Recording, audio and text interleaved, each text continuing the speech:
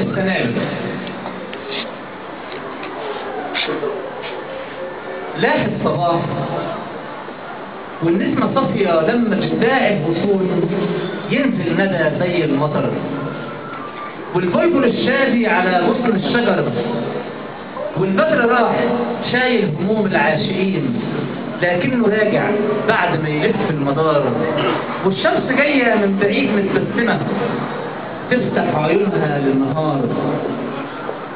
بعد الصلاة بعد الفطار قام المزارع، رحلة جديدة تبتدي بين المزارع، يروي قصب يجمع عنب، وفي آخر اليوم الطويل يرجع يعاني من التعب، لا ارتاح في يوم ولا حتى فكر ينسحب.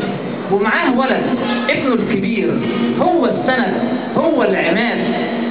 يوم الحصاد ابنه الكبير قال له يا ابويا الخير هنا بادي كتير، شوف السنابل رافعه راسها للسما زي اللي فرحانه وبتغني في اجمل ملحمه، الريح تداعبها برقصتها تجود، اما في غيط الجار حزينه تنحني مستسلمه، لا ريح تحركها ولا اعصار يهز العود.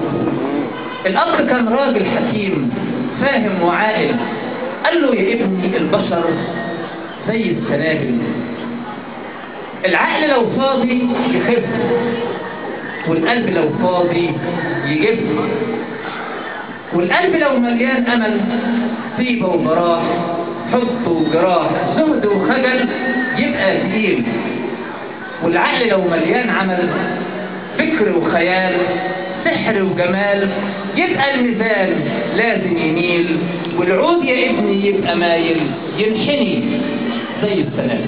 شكرا.